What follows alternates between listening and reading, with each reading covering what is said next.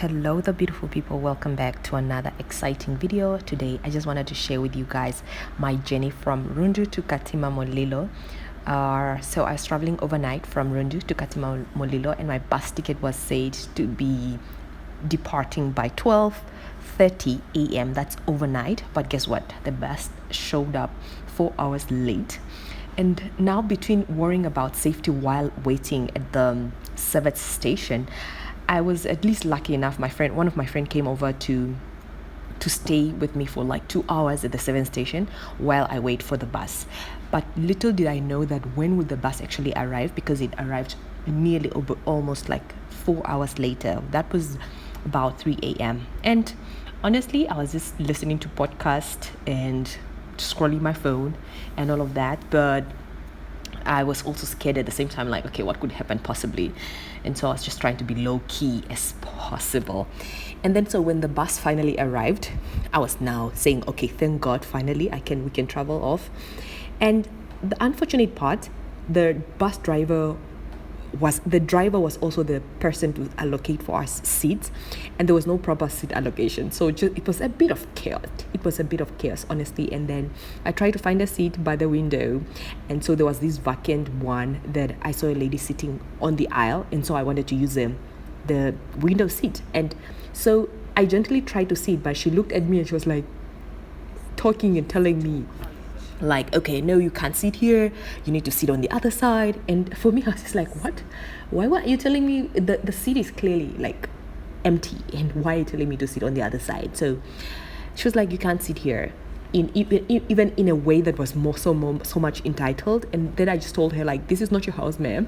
I was actually almost pissed off. And then when I sat down, a few minutes later, I found the seat, right? And I sat down, and then a lady close to me, she was also covering her nose. And I was like, okay, what's happening today? Is it a good day or is it a bad day? The lady was literally covering her nose. Well, maybe it's because she's a person from another country and assumed that maybe something is smelling or something is stinking. And so she was covering her nose, and I was just like, I shook my head and I just turned the other way, and then I slept the whole journey, basically. And so before I slept, I was thinking to myself, was I supposed to really tell that woman that this is not your house? Did I snap? Was that my emotion? Was I able to control my emotion? And so eventually I was like, okay, anyway, she deserved it because she was really being rude and entitled. Like, anyways, this is a bus, I paid the same amount. Anyways, so things went by, the journey went by, and I then finally woke up in the morning to look at the stunning sunrise just between sunrise. And one thing, a journey between Rundu and Katima, it's always covered with lush of greenery and open skies, and just an untouched land that is always looking virgin and pure. And it always feels like God took time to really design this part of the world. So I finally arrived, and my friend picked me up from the service station. I was so much entirely grateful. But before I even arrived, when I was on the journey, I was just praying to God that God take in control of everything. But mostly what I was concerned about is for me to meet people who are like destiny helpers, and people who are like just there, people who are there and they just want to make the project possible for me to travel, the reason why I traveled to Katima. Anyways, I arrived and I felt at home, and just like another exhale, because it was just a time to chill, relax, and it felt like home sweet home. And I think that's something special about this part of the world. Like, Rundu and Katima has just that beautiful atmosphere.